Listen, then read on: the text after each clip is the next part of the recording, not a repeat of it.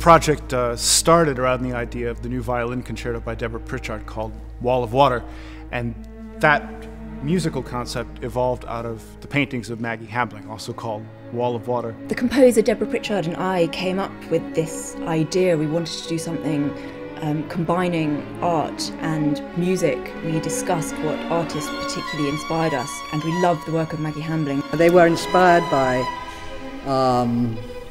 alarmingly, marvellously, splendidly, terrifyingly, beautifully, unnervingly high waves crashing onto the seawall.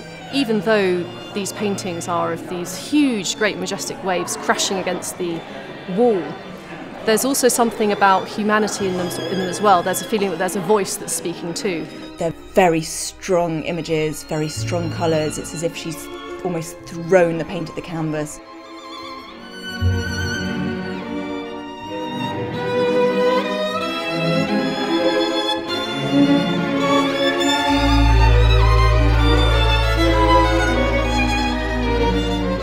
Deborah's done it in a very rich and imaginative way. There's a sort of oneness between what Deborah sees as the color on the painting and what she hears as the color of the harmony. You can't just have a wall of music. It would be, for 20-minute concerto, I don't think it would be very effective. So we wanted to go through almost like a process of how Maggi was painting, you know, a journey.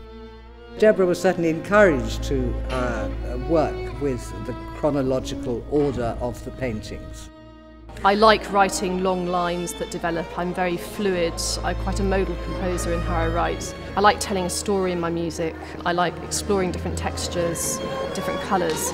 So there was something in Maggi's art that I resonated with. It begins and ends with the same music. It begins and ends in darkness. And I know that Deborah dedicated the piece to the memory of her father, who's recently deceased too. So I find the ending of the piece incredibly moving. This return to blackness and stillness is amazingly powerful and amazingly rich.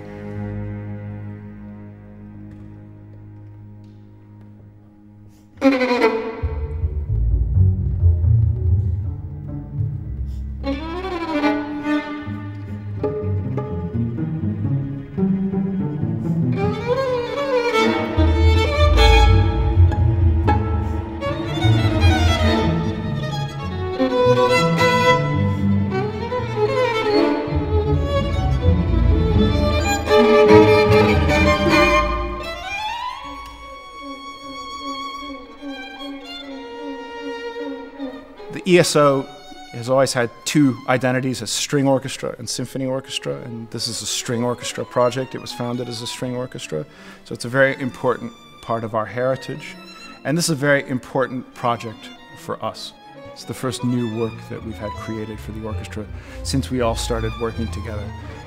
I personally believe that commissions and premieres are the legacy of an orchestra. It's the thing that we contribute to the future, much more than the individual concerts. And I think the roots of this orchestra as a string orchestra mean that we were looking particularly for music that has a sort of lyricism and a vocal quality that speaks to great string playing.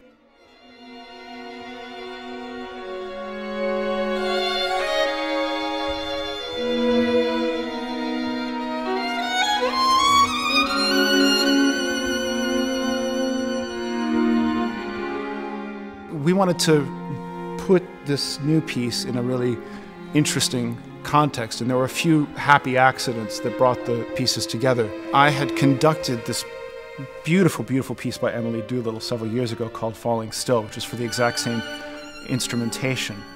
And like Deborah's piece, it has a connection with nature. For the first time, I heard a European blackbird singing in the middle of the night. And at the same time, it was raining and gently windy. And so there was this beautiful contrast between the bird song and the falling of the rain and the wind. And what really interested me about this was both the bird and the rain sounds were beautiful, but the bird is a living being, sort of choosing the sounds that it sings, whereas the rain sound, which is also beautiful, is just sort of the result of a physical process. There's nobody choosing the sounds that it makes. It's much more intimate. It's very slow. It's kind of suspended. and it was a wonderful contrast to play it with the Wall of Water Concerto.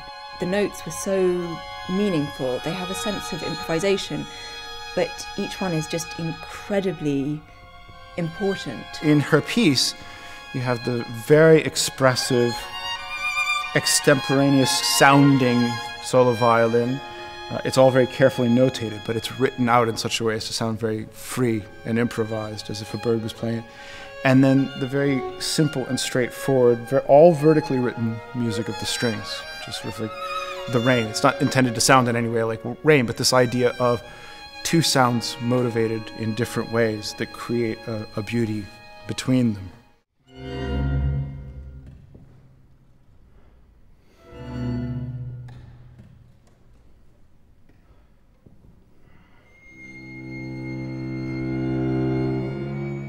As I was sort of building that around it, I thought, we've got this big piece about water. It'd be nice to do something with earth. And I had encountered this wonderful string quartet by Kaija Saariaho several years ago called Terra, Memoria. And I sort of vaguely remembered that there might be a string orchestra version. I looked it up, and sure enough, there was. So Terra Memoria literally is translated as earth and memory, or sacred ground.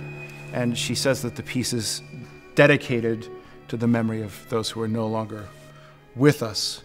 And so it's a cyclic piece, sort of from dust to dust, as opposed to from the sea and back to the sea. And it's also, like the Doolittle, essentially a nocturnal piece. The whole work exists in a very explicitly nocturnal world, whereas Maggi's work, because of the light on the sea, is implicitly as an element of daylight in it. And so I think having those as the two pieces at opposite ends of the program fits very nicely.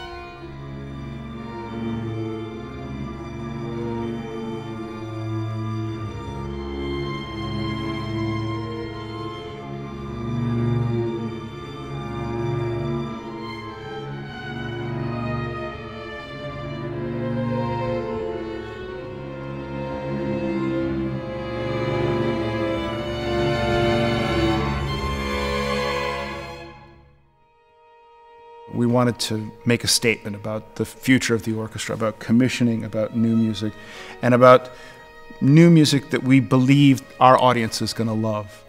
Of course, people come because they want to hear the pieces that they know and love, but we want them to leave every one of our concerts, hopefully, with something new added to their list of things that they love. And I think all of these pieces have a chance to fit in that category.